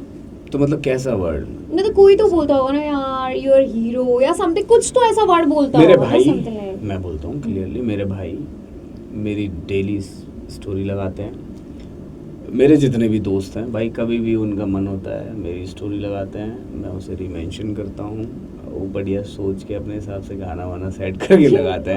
तो वो मुझे थोड़ा सा वो इंस्पायर करते हैं कि भाई मुझे ऐसा लगता है। बट ऐसा कुछ बोलते तो होंगे ना यार, कुछ तो बोलते होंगे ना कि यू आर लाइक वही ऑस्कर हीरो। नहीं, अभी ये सब बातें अपन नहीं करेंगे। ये क्या है, फिर वो बड़ बोली बातें हो जाएंगी। तो अपन बड़ी बोली बातें तब करेंगे। चलो, बट अपने काम से बोलना चाहिए, मेरा ऐसा मानना है। काम बोलता है इंसान को, बोलने से कुछ नहीं होता। तो वैसे भी जो गरजते हैं वो कभी बरसते नहीं, मेरी मम्मी यही कहती है। बहुत बढ़िया बात कहती है, मेरी मम्मी शुरू से यही कहते थे। और मैं अगर किसी दोस्त की ऐसी बात सुन के और यहाँ पे बोलने लग गया, तो मुझे ऐसा लगेगा कि कहीं ये क्या है, ये छोटी सी बात में घमंड आ रहा है, तो बड़ा मिल गया तो पागल हो जाएगा। क्या हो जाएगा? नहीं भाई साहब, आप मेरे बहुत प्यारे दोस्त हैं, आप मुझे प्यार करते हैं, ये जो आप मुझसे कहते हैं, इससे बढ़िया आप कुछ नहीं कह सकते। कॉफी, ग्रीन टी और ऑन सेट, मतलब क्या चाहिए? Coffee coffee. चाय नहीं। मैं मतलब चाय नहीं। वैसे पीते ही नहीं था, मेरा एक दोस्त बहुत बढ़िया चाय बनाता है, तो कभी कभी उसके हाथ की चाय मुझे पसंद है। अच्छा, बाकी लेकिन तो सेट पे क्या मोस्टली कॉफी ही, वो सबको पता होता है, Coffee, without पहले sugar. पहले दिन पता चल जाता है कि सर आपकी कॉफी, हाँ, विदाउट शुगर? अपने आप आपकी नहीं, कॉफी नहीं। पहुंच जाएगी बात को तो। If not actor then what? हो सकता है मैं योगी, स्पिरिचुअल गुरु या सेवक। सेवक। नाइस। इसी तरीके से हमारा second round, rapid fire round खत्म होता है, समाप्त होता है। आपको मिलता है एक गिफ्ट हैम्पर, जिसमें अभी कुछ भी नहीं है क्योंकि हम पहले गिफ्ट दे चुके हैं। Thank you. ये खाली है, ये डमी है। इन्होंने मुझे गुल्लक दी थी। एक हाँ, क्या है, हम लोग एक शॉप है यहाँ, उसमें छोटी छोटी चीज़ें मिलती हैं, और मैं कट नहीं करूँगी, जो नेचुरल है मैं यही रखती हूँ, मैं रियल रखती हूँ। वो पॉडकास्ट ऐसा ही होना हाँ, चाहिए, ठीक मेरा है, ये मानना सही है। बात है। तो उसके पास बहुत सारी चीज़ें मिलती हैं, और मैं इकट्ठी लेकर आती हूँ, जिसके हाथ जो लग जाए, जिसको जो मिल जाए। ऐसा कुछ मुझे नहीं पता होता उसके अंदर क्या है, किसके पास क्या जाता है। उसमें अगर आप पैसे Piggy bank, डालोगे और हाँ। और अच्छा है ना वो नोट पे piggy टिक bank? करोगे तो आप 1 लाख रुपए इकट्ठे कर सकते हो। यस। मेरे उसमें कितने हुए होंगे पता है? लेकिन यार तो मुझे नहीं पता, मुझे बात नहीं भाई करनी। वो जब से गया है तब से रखा है, सिर्फ- उसमें आज तक कुछ नहीं गया है। जाएगा जाएगा, पता नहीं। आज से ही जाना है, 1 रुपए से मैं डालना start शुरू करो। करूं? हाँ। नहीं, उसमें नोट का वो है। हाँ पता है Actual में। मुझे, 100 200 ये डालो, 500, ये डालो, हाँ, टिक कर दो। 1000, हाँ। अब 100 के डालने के बाद फिर जब 500 की बारी आई तो फिर मैं तो इकट्ठे अगर- 5 कर 100 करना, और हाँ। फिर डालना। स्टार्ट थिंकिंग अबाउट बात तो सेविंग्स। सही है यार, मैं 1 लाख इकट्ठे कर लूंगा ऐसे तो। कितनी अच्छी बात है, कितनी अच्छी चीज दी है और मेरे कैश, को। देखो कैश की वैल्यू है भाई। बहुत डिजिटल है। मनी पता चले कब तुम्हारा इंटरनेट चला गया, वैसे ही तो फिर? विश्व युद्ध चल रहा है। हाँ। आप एक चीज सोचो, अगर गलती से विश्व युद्ध चल रहा है, हम्म। ठीक है, जैसे चीजें हो रही हैं कि पेट्रोल खत्म हो रहा है, ये सब खत्म हो रहा है, कोई सैटेलाइट खराब हो गया, है ना? लाइट वाइट सब गई। मैं तो कह रहा हूँ लाइट तो हम बना चलो रहे हाँ हैं, ठीक है, खुद बना वो रहे तो हैं, चलो ठीक लाइट है। तो है। हम्म। विदाउट नेटवर्क तुम्हारा नेट- कैसे काम करेगा? नेट का मैंने भी सुना है कि द नेटवर्क विल गॉन, तो आपकी आधी लाइफ तो वो जो दादी इसके पहले वाली थी, वो वहीं पे आप जाने वाले हो। नहीं, आप वहां से भी खत्म हो जाओगे। आप आपको लग रहा है आपका ना? बैंकिंग सिस्टम नेटवर्क से चल रहा है, आप हाँ। पैसे निकालोगे कैसे? तो बैंक में तो अभी देखा नहीं कितना कुछ चल रहा आप है। ट्रांसफर तो कर नहीं पा रहे हो क्योंकि ऑनलाइन खत्म हो गया। सब खत्म हो गया, लेकिन अभी बैंकिंग का मैं बताती हूँ, जो मेरे साथ अभी रिसेंटली हुआ है। बैंक का नाम नहीं लूंगी, लेकिन उन्होंने मेरा अकाउंट सीज कर दिया क्यों? Without any reason. कहते हैं कि आपके ट्रांजैक्शन ज़्यादा है। जेप्टो में कितने ट्रांजैक्शंस होंगे, ज़्यादा से ज़्यादा कितने होंगे? 50 एक साल में, 50,000 एक साल में।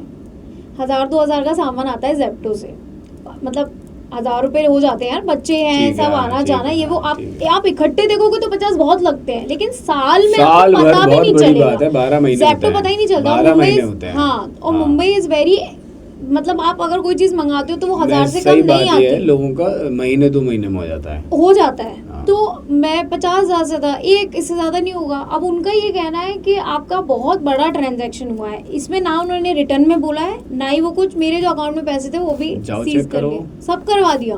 क्या निकला? क्या कुछ भी नहीं निकला है। वो ये कह रहे हैं कि आपका वहाँ से जो हेड ऑफिस है वहाँ से ब्लॉक करवाया, सीज करवाया है। तो ऐसे मेरे ही नहीं, बहुत सारे लोगों के अकाउंट सीज हो चुके हैं। बैंक में जो गोल्ड था लोगों का जा चुका है। ऐसा जो मैं इंस्टाग्राम पे भी देख रही हूँ, और काफ़ी सारी चीज़ें लोगों के संग हो रही है। बोल रहे चूहे खा गए हैं, गोल्ड चूहे खा जाते हैं क्या?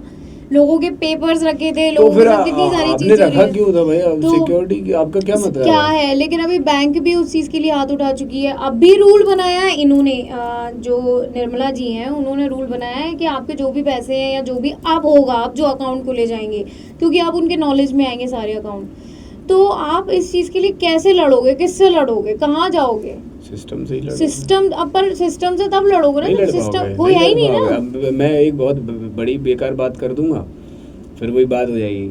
सिस्टम से तुम लड़ ही नहीं सकते कैसे भाई, लड़ोगे किससे आप? लड़ोगे? किससे वो लड़ोगे? तुम्हारा एक आधार कार्ड डीएक्टिवेट किया वहां बस से, गए। एक की जीवन खत्म। आप अपनी आइडेंटिटी नहीं दिखा पाओगे तो आप कहीं जा नहीं सकते। जा नहीं सकते, कुछ खा नहीं सकते, कुछ खरीद नहीं सकते, कहीं स्टे वही नहीं कर बात है। सकते। वही तो प्रॉब्लम है ना हमारे साथ कि हम लोग, एक तो पता है यूथ का प्रॉब्लम ये है, अभी तो वो सिर्फ पैसा कमाने में जुटी हुई है, और कहाँ कैसे क्या कमा रही है उसको कोई लेना देना नहीं है। जिस वजह से जो हम लोगों को जिन मुद्दों पर लड़ना चाहिए, जैसे अभी राघव चड्ढा जो लड़ रहे हैं, मुझे बहुत अच्छा लगता है उनका।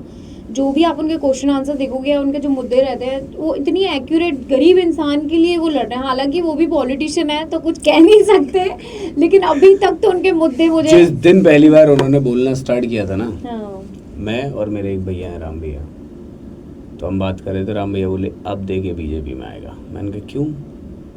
बोले ये बोलने ही इसलिए शुरू कर रहा है, हाँ, हाईलाइट होगा, थोड़ा सा नजर में आएगा, अरे ये सही बोलता है, ये सही अच्छा आदमी, इधर आ जाओ, इधर आ जाओ। क्योंकि वो विरोधी पार्टी में है ना अभी तक। अब हाँ, पर खैर ठीक है, वो जो भी अच्छा बोल रहा है। मैं तो कह रहा हूँ अगर आप बोल रहे हैं तो अंबानी जी से क्यों नहीं करवाते 28 दिन का रिचार्ज, 30 दिन का, और ये सही इनकमिंग बात फ्री है। क्यों नहीं करवाते? भाई मेरा रिचार्ज खत्म होने वाला है, सिंपल सी बात है, मैं किसी का फोन सुन तो लूंगा, True. नहीं कर पा रहा तो True. मैं मेरी माँ को एकदम कॉल कर तो लूंगा अगर उनका रिचार्ज खत्म हो गया तो। true.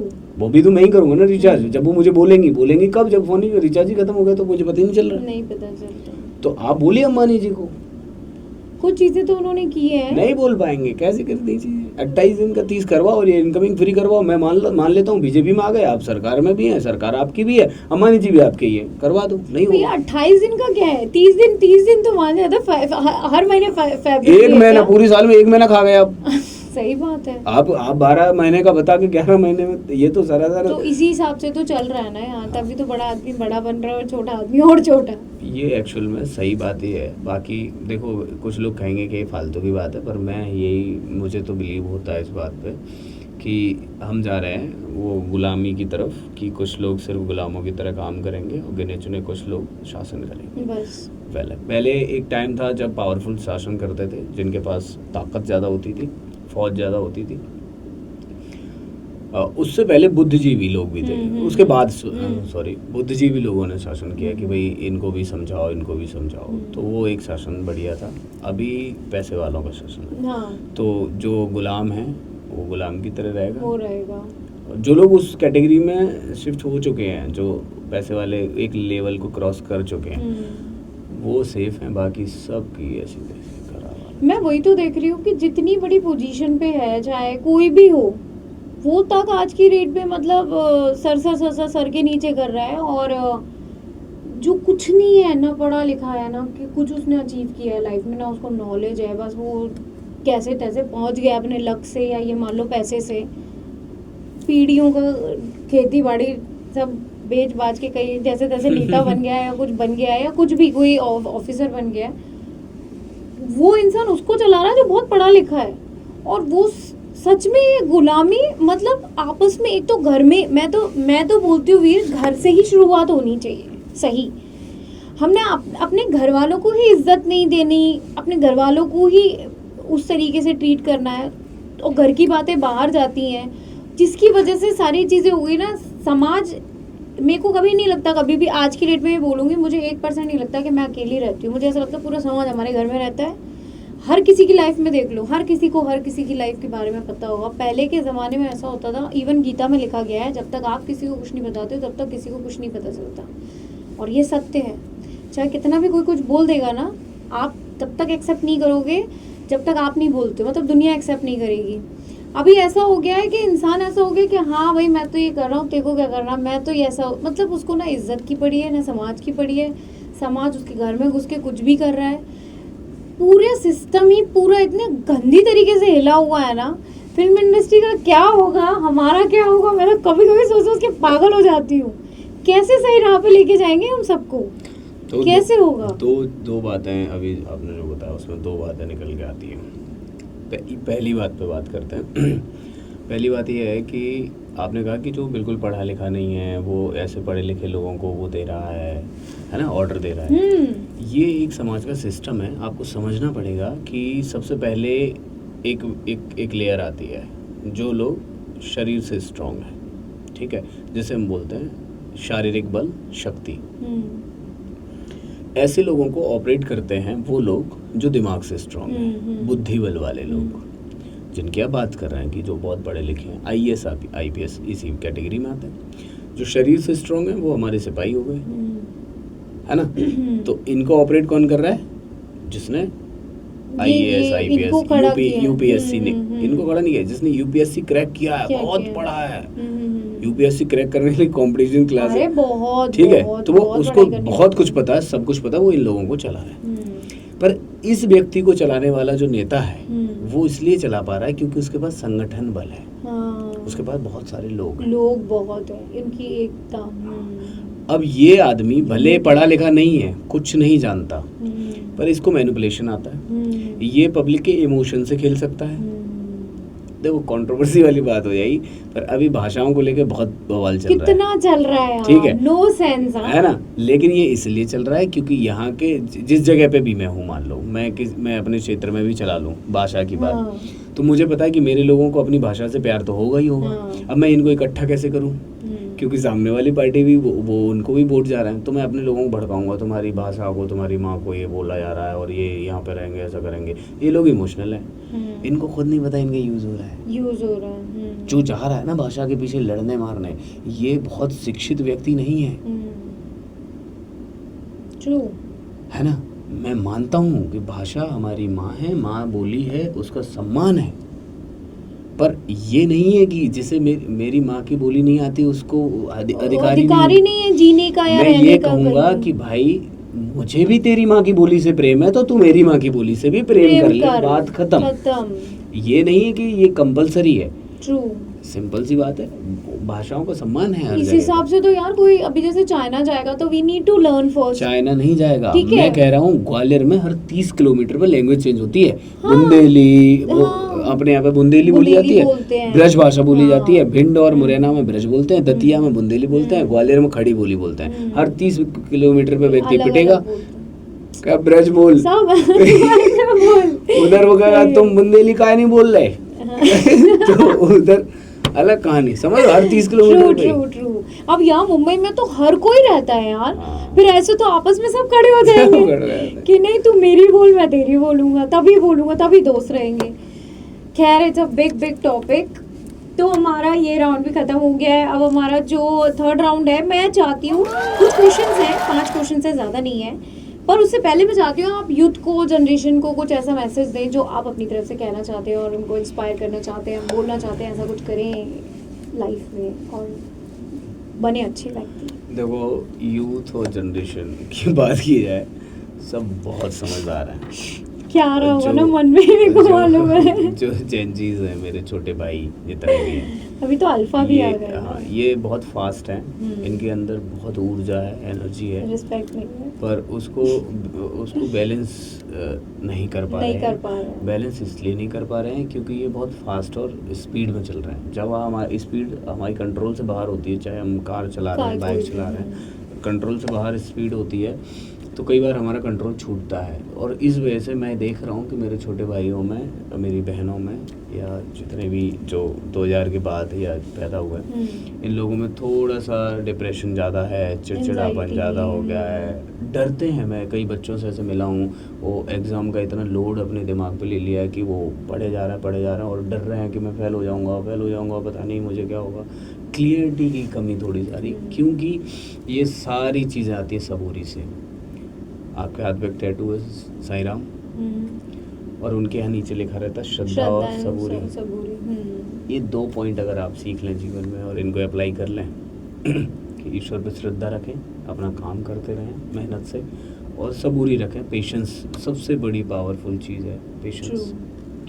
ये अभी मैं बात बोलता हूँ कि मैं क्या मैसेज देना चाह रहा हूँ। नहीं बिल्कुल बोलिए, तो मैं तो टर्न कर रही ये हूँ, तो आप बोलिए। ये पहली बात है, मैंने इसीलिए मैसेज बुलाया। नहीं है ये तो भाइयों से ऐसे ही एक सुझाव है कि आप अपने जीवन में अप्लाई करके देखिए। और ये सुझाव मैं इसलिए दे पा रहा हूँ क्योंकि इन दोनों चीज़ों के बिना मैंने बहुत स्ट्रगल किया है, और जो मुश्किलें मेरे जीवन में आई, मैं चाहूँगा आपके जीवन में ना आए। और इसके साथ साथ आप बहुत इंटेलिजेंट हैं, बहुत ऊर्जा है आपके अंदर, उसका इस्तेमाल कीजिए थोड़ा सा अपनी समाज के बदलाव के लिए। समाज मतलब मैं ये किसी जाति और धर्म की बात नहीं करूँगा, मैं बात करूँगा पूरे मानव समाज की जिसमें हम रहते हैं। हमारा भविष्य थोड़ा सा उज्जवल हो। जिस तरीके से हम पावर का असंतुलन बनाते जा रहे हैं कि बस एक तरफ ही सारा कुछ पूरा पावर चला गया, और कुछ लोग संख्या में बहुत ज़्यादा होते हुए भी मैनिपुलेट हो रहे हैं और बैलेंस नहीं है, उसके बारे में सोचिए कैसे हम बैलेंस कर सकते हैं। पॉलिटिक्स या ये सब चीज़ें अलग हैं, हम खुद ही बदल जाएंगे तो ये सब लोग खड़े रह जाएंगे। वो 2 चीजें तो बताइए कौन सी? जो आप बोल रहे थे, वो 2 चीजें मैं भी जिनके बिना रहा हूँ, तो आपने क्या? श्रद्धा और सबूरी। श्रद्धा। हाँ, हाँ, वो दो मेंशन चीज़ें। करिए। इसीलिए मैंने कहा था कि हाँ। उनके नीचे लिखा होता श्रद्धा और सबूरी। ये बहुत सबूरी बहुत ज़रूरी है और श्रद्धा बहुत ज़रूरी है। इन सबका मालिक है। अगर आप श्रद्धा नहीं रखेंगे तो आप खुद को अकेला पाएंगे तो आप डरेंगे, आप घबराएंगे। ट्रू। अगर आपको श्रद्धा है, आपको पता है कि आपका हाथ पकड़ने वाले महादेव, ईश्वर, साईं राम, राम जी, जो भी जिस भी रूप में आप उनको मानते हैं, सब एक ही। आप मुझे एक बात बताइए वीर, एक छोटा सा टॉपिक मुझे ये जानना है, आई थिंक ये लंबा ना हो जाए लेकिन फिर भी चलेगा। थोड़े वाक्य में बताइएगा, थोड़े शब्दों में बताइएगा। कुछ लोगों से मेरी बहस हुई है रिसेंटली। मैं किसी जाति प्रजाति को प्रेजेंट नहीं करूँगी, पर आप समझ जाएंगे, ऑडियंस भी समझ ही जाएगी। उनका ये कहना है कि तुम जो मूर्तियों को पूजते हो, तो क्या ये सही है? क्योंकि उनकी ना कदर हो रही है, पैरों के नीचे आ रहे हैं, कैलेंडर पे कहीं पर भी हैं, कचड़े में डाले जा रहे हैं, पेड़ों के नीचे रख दिए जाते हैं, मूर्ति टूट जाती है तो उनको विसर्जन करने की जगह कहीं भी पड़ी हुई है, तो उनको कीड़े काटे उनके ऊपर चढ़े। तो आप इसके बारे में आप कुछ कहना चाहेंगे? देखिए, मैं ये कहूँगा कि ये लोग अभी रास्ते में हैं और घर से निकले नहीं हैं। ठीक है, घर से निकले ही नहीं हैं और रास्ते में। इन्हें वास्तव में ईश्वर का अर्थ नहीं पता, भगवान के बारे में पता ही नहीं है ईश्वर क्या है। ये हो सकता है द्वैतवाद पे भी जीते हों। एक डुअलिटी का सिद्धांत है ना कि ईश्वर कुछ और है और हम कुछ और है, हमें उन्हें प्राप्त करना है। और जो अलग है और हम अलग हैं, जिसे हमें प्राप्त करना है, वो सर्वोच्च सत्ता हो ही नहीं सकती। क्योंकि कहते हैं कि उनकी मर्जी के बगैर कुछ भी नहीं होता। अब पत्ता तो तब हिलेगा, पत्ता ही वो ही है। कण कण मेरा, कण कण मेरा, कण कण में मैं हूँ और कण कण मेरा है। ये बिलीफ सिस्टम बहुत साल पहले से आ गया था भाई साहब।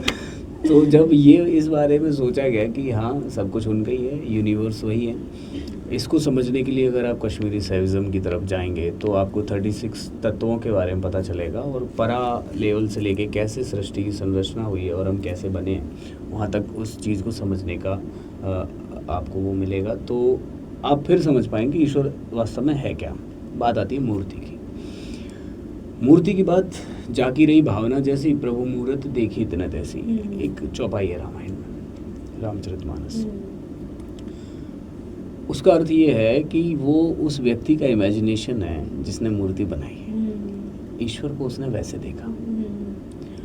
आप इमेजिन ही नहीं कर पा रहे हो, आपकी इमेजिन करने की पावर ही नहीं डेवलप हुई, तो आपने दूसरे की इमेजिन की हुई मूर्ति रखी और उसकी पूजा की, है ना। अब वो जो दूसरा व्यक्ति उसको गलत बोल रहा है, वो खुद भी अभी वहाँ नहीं पहुँचा, वो ब्लैंक है एक्चुअली।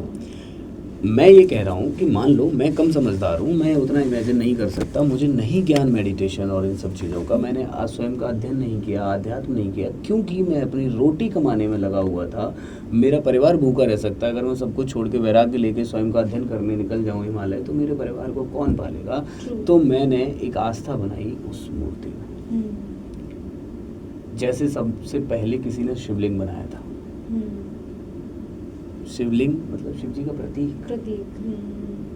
तो ये जो हमारी मूर्तियां हैं, ये उसी ईश्वर का प्रतीक हैं जिसे हम अलग अलग रूपों में पूजते हैं। एक भय भी तो है ना इंसान के अंदर कि चलो भगवान से थोड़ा सा डर इस वजह से है, तो नहीं तो इंसान तो हमें चलना, मतलब पहले तो ठीक तो है। देखो, अगर जिसके, मैं तो कह रहा हूँ ईश्वर के डर से भी आप बुरा कर्म नहीं कर रहे हैं, हाँ, तो भी आप इंसान नहीं बने अभी तक। ट्रू। भय, मैथुन, निद्रा और भूख, ये चारों चीज़ें पशुओं की निशानी है। हम भी पशु हैं, और अगर सिर्फ हम इसी लेवल पे जीते हैं कि अच्छा खाना है, बच्चे पैदा करने हैं, नींद भी आ रही है और हम डरते भी हैं, हम पशु हैं। अगर आप भले मूर्ति से डरो, किसी के जूता से डरो, डंडा से डरो, बंदूक से डरो, अगर आप डर से बुरा कर्म नहीं कर रहे हैं तो आप इंसान नहीं हैं। अगर आप अंदर से ही बुरा कर्म करने से पहले ये लगता है कि ये बुरा कर्म है, किसी के प्रति दया है, करुणा है कि यार इसके साथ बुरा हो सकता है, तब आप इंसान बने हैं, ये मैं मान सकता हूँ। तो अगर आप ईश्वर से डर के भी बुरा कर्म नहीं कर रहे, किसी से भी, कोई पापा से डर के नहीं करता। हाँ। हाँ, मूर्ति हम इसलिए पूजते हैं, आपको समझना पड़ेगा। हमें हमारे जो कुछ विद्वान लोग थे उन्होंने उन प्रतीक चिन्हों को हमें दिया, हमें शिव जी दिए तो त्रिशूल दिया, उसमें तीनों तत्वों को समझाया, रजो तमो सतोगुण, 3 गुणों से जिनसे पूरा संसार निर्मित हुआ है। हमें किसी ने गणेश जी दिए और सबसे पहले कहा कि सबसे पहले इनकी पूजा करो, तो उसने हमें समझाया कि गणेश जी एक दांत, एक दंत क्यों, एक लक्ष्य चुनो, उसकी कहानी है।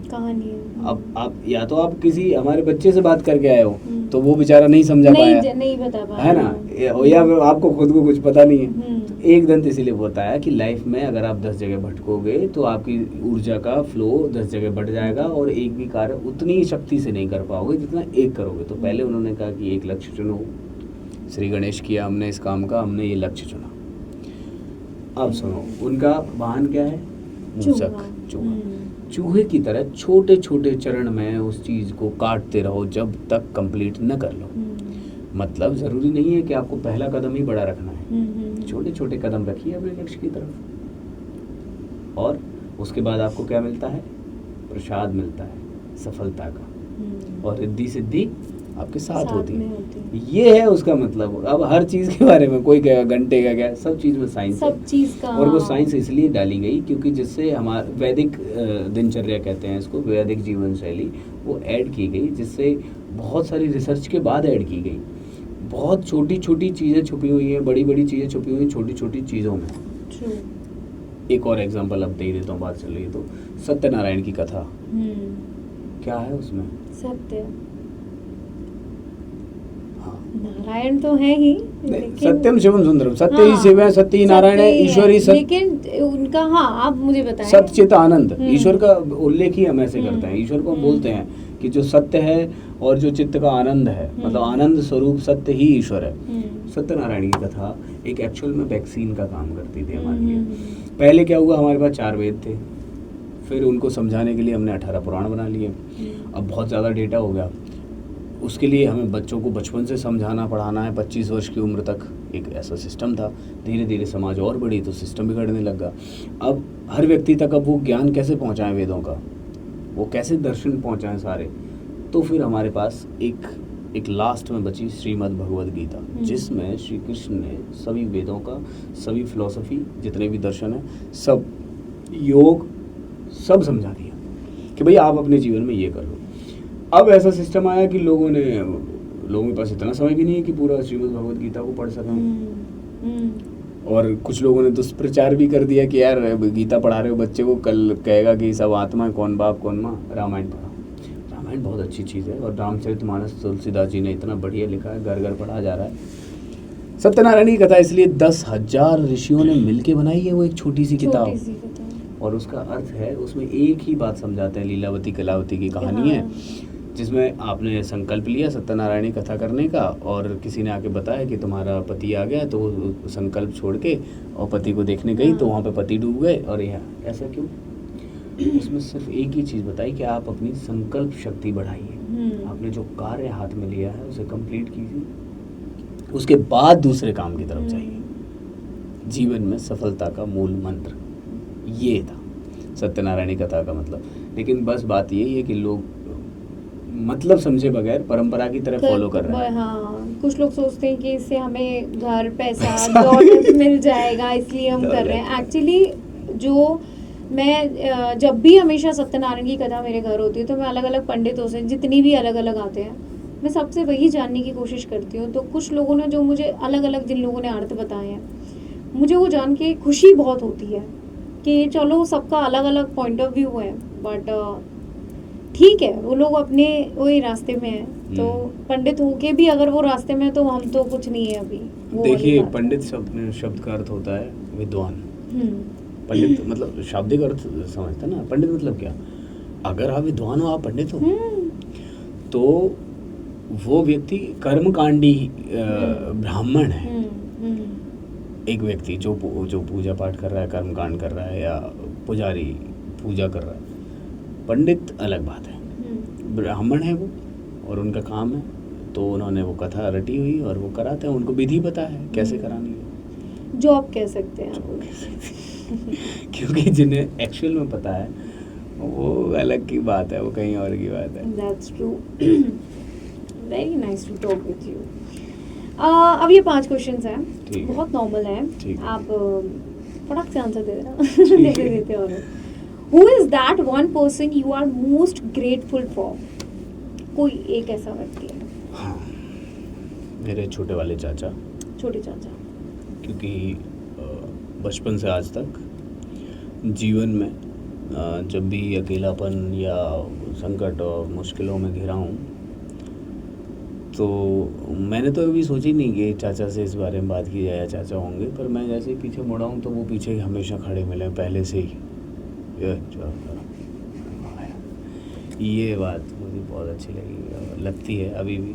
पिताजी नहीं है 2021 से, तब से पिताजी के सारे दायित्व भी वो ही निभा रहे हैं। अच्छा, वेरी नाइस। तो उनसे बेहतर पूरी लाइफ में अभी तक कोई नहीं है। We love you, चाचा। Which life moment changed you forever? Changed you forever? वही बैठ गया था मैं संगीत सीखने, तो मैं एक्चुअली लॉकडाउन की बात है, अच्छा, लॉकडाउन लॉकडाउन। हाँ। तो मुझे ऐसा लगा कि मैं बहुत, मतलब लगा नहीं, मुझे पता है कि मैं बहुत बेसुरा बेताला इंसान हूँ। तो मैं ऐसा सोचता हूँ कि अगर मुझे अच्छा गाना आ गया तो फिर मैं अकेला बिना किसी चीज़ के खुश रह सकता हूँ कि भाई मैं अगर किसी पेड़ के नीचे भी बैठा हुआ गा रहा हूँ, मज़ा आ जाएगा मुझे, मतलब ऐसा लगता है मुझे। तो मैं गया बैठ आपको पता है? नहीं, कहाँ पड़ता है? हाँ। मध्य प्रदेश, ग्वालियर में ही है। ग्वालियर में ही है। तानसेन की साधना स्थली पता है? संगीत गुरु तानसेन पता है? ऑफ कोर्स पता है। हाँ, तो उनकी साधना स्थली है वहाँ अच्छा, पे। उनकी साधना और मैं स्थली। आपको बताऊंगा, वहाँ पे एक शिव मंदिर है जो ऐसे तिरछा है। हाँ, तिरछा है वो, आई नो। और- देयर इज सम दिए का भी समथिंग कुछ, वो ही मंदिर के बारे में हाँ। बात कर रहे हो? अच्छा। तो वो तिरछा इसलिए है क्योंकि कहते हैं कि तानसेन की आवाज़ वहाँ पे आई थी। वो हाँ। थोड़ा सा उनका वो था कि उनके क्लियर नहीं थे वर्ड्स, अच्छा। और वो बकरियां चराते थे वहाँ पे। वहाँ पे जलमलेश्वर महादेव का वो शिवलिंग है और उसी की वो पूजा करते थे। अच्छा। वहीं पे वो रियाज करते थे। उनके कोई गुरु रहे होंगे, हाँ, उनसे हाँ। सीखा था उन्होंने। ओके। तो वो रियाज करते करते एक टाइम ऐसा आया कि उनका वो जो सुर लगा और उन्होंने जो तान दी, तब से वो मंदिर टेढ़ा है। अच्छा। मैं वहीं गया था, मैंने कहा यहाँ कोई गुरु मुझे मिल जाए जो मुझे सिखा दें। वहाँ कोई संगीत गुरु नहीं मिले, वशिष्ठ जी मुझे मिले। अच्छा। मेरे गुरु जी हैं श्री ऋषिकेश वशिष्ठ, जो योग गुरु हैं और गवर्नमेंट टीचर हैं। Very nice. वो वहाँ पे बैठ में प्राचार्य थे और उन्होंने कहा तुम संगीत सीखना चाहते हो, किसी ने मिलवा दिया? मैंने कहा हाँ, आओ कल शाम को 5 बजे। उन्होंने स्पेशली किसी को बुलाया, कहीं से हारमोनियम अरेंज की और मेरे लिए 1 घंटे की क्लास अरेंज कर दी। Very nice. मैंने साल लगाया 1 महीने। मैं उस समय बहुत विचलित था, सच बात ये है। विचलित इसलिए था क्योंकि लॉकडाउन था, पिताजी की तबीयत सही नहीं थी और भी बहुत सारी चीज़ें पर्सनल भी। तो समझ सकती हूँ। तो विचलित था। फिर गुरुजी ने मुझसे कहा कि तुम योग करने आओगे सुबह। मैंने कहा आ जाऊँगा, क्या दिक्कत है। फिर उन्होंने कुछ योगा कराया, थोड़ी देर ज्ञान दिया। मैंने कहा आप मेरी टेंशन दूर नहीं कर पाएंगे, ये एक फालतू की चीज़ है। लेकिन उन्होंने कुछ मुझे समझाया और वो बातें मुझे इतनी अच्छी लगी कि फिर मैं 3 महीने के लिए उनके पास रहने चला गया, गोकुल धाम में, ग्वालियर। और उस टाइम पे उन्होंने मुझे योग दर्शन से इंट्रोड्यूस कराया कि ये पढ़ और समझ। वहाँ से जीवन ही बदल गया। मतलब मैं खुद को देखता हूँ उतने पीछे, तो मुझे लगता है अच्छा ये मैं ही था। I know you change a lot. इतने में तो ये वो वीर है ही नहीं। You changed. Very nice. Have you ever love someone deeply and couldn't express it? नहीं, मैं तो कह देता हूँ। क्या दे? तुम्हारा जो भी सही है। फैसला हुआ मैं नहीं पता, हम तो कह देते हैं। Is there any pain you still carry silently? नहीं, अब कोई नहीं है, नहीं कुछ नहीं है। Very nice. अच्छा है, निकाल दो सब. What keeps you awake at night, dreams and worried about? हाँ, रात में बस मैं सोचते हुए जागता हूँ। रात में मैं? जब भी जाग रहा होता हूँ तो या तो मैं कल क्या करना है इस पे सोच रहा होता हूँ, या फिर मैं कुछ अलग दूसरी दुनिया की बातें सोच रहा होता नहीं, हूँ but जिसका some- कोई ऐसा संबंध कुछ नहीं, नहीं। कोई संबंध नहीं इस दुनिया से, इन लोगों से, मुझसे भी नहीं कोई संबंध होता उनका। अब मेरी थोड़े से अजीब थॉट्स होते हैं, तो मैं वैसे ही सोच रहा होता हूँ। हाँ, मैं कुछ सीखने की कोशिश कर रहा होता हूँ। पढ़ने से ज़्यादा मुझे सुनना पसंद है, तो मैं ऑडियो बुक सुन रहा होता हूँ। नई नई ऑडियो बुक्स ये मुझे जगा रही होती हैं। मतलब मैं भूखा प्यासा हूँ नॉलेज का, कि मुझे और मिल जाए। पता नहीं ये पूरा तो होता नहीं है, पर काम बहुत आती है लाइफ में। Knowledge is the best key of anything, the success and whatever you wanna, wherever you wanna go. So इसी तरीके से हमारे सारे राउंड्स खत्म होते हैं और आपको मिलता है एक प्यारा सा गिफ्ट जो हम पहले दे चुके हैं, लेकिन आपको ये डमी दिया जा रहा है। इसके अंदर लिटिल हार्ट्स है। मैं आपको ओपनली बता रही हूँ और मैं चाहती हूँ कि आप इस पे ऑलरेडी आपके साइन ओ भाई, तब से कोई आया ही नहीं है। मैंने किया ही नहीं है। क्या बात कर रही हो? Yes. Thank you. ये ये ऑलरेडी सिग्नेचर्स है वीर के, ये आप देख सकते हो। और एक्चुअली दिन हो गए। हुआ क्या था कि हमने पहले शूट किया था बट ग्लिच आ गया था फ़ोन में, तो हम फिर उसके बाद मैंने शूट किया नहीं और मेरा बहुत लॉन्ग टाइम चला गया to waiting for you and I started my journey again with you. So thank you so much. फिर से ऑटोग्राफ देना चाहोगे? नहीं, thank you so much. Thank you so much. ये वीर के लेकिन- ऑटोग्राफ्स हैं और मैं चाहती हूँ वीर बहुत अपनी लाइफ में उन्नति करें। जिस तरीके से मैं उन्हें पॉलिश करते हुए देख रही हूँ अपने आप को, वो उन्नति की दौर पर मुझे है। उन्नति प्रगति में दोनों में कोई इंटरेस्ट नहीं है। मिलेगी तो देखो, उन्नति नहीं मैं- मिलेगी, प्रगति नहीं मिलेगी, तो फिर कैसे चलेगा जीवन? जीवन मुझे- कैसे चलेगा? मैं बता तो रहा हूँ। मुझे सफलता में इंटरेस्ट है। तो किसी लड़की का नाम सफलता नहीं होगा अभी तक। सॉरी। हाँ, मुझे सही है ये चीज़। सही है। ठीक है, तो चलिए इस तरीके से हमारा AFP पॉडकास्ट आज का फिर से समाप्त नहीं कह सकते, ये कह सकते हैं टाटा बाय बाय करते हैं हम अभी, और मिलते हैं आप सबसे दोबारा। और थैंक यू सो मच, आप हमारे so शो पर much. आए। देखते हैं कि अच्छे से रिकॉर्ड हो गया। एक बार check कर लो, पता please. चले लास्ट टाइम की तरह कुछ पहले बट check हो कर गया लो। होगा, हाँ। इतना विश्वास लास्ट है। टाइम बहुत बातें की थी हमने, है ना, बहुत बहुत ज्यादा सारी बातें की थी और वो बहुत ही बहुत डीप थी भाई। हाँ। वो तो मैं खुद नहीं समझता दोबारा जब सुनता तो। लेकिन ये ठीक है। हाँ चलिए ठीक है, ओके, चलिए नमस्कार, thank you so much for listening and watching. जय गुरु जी।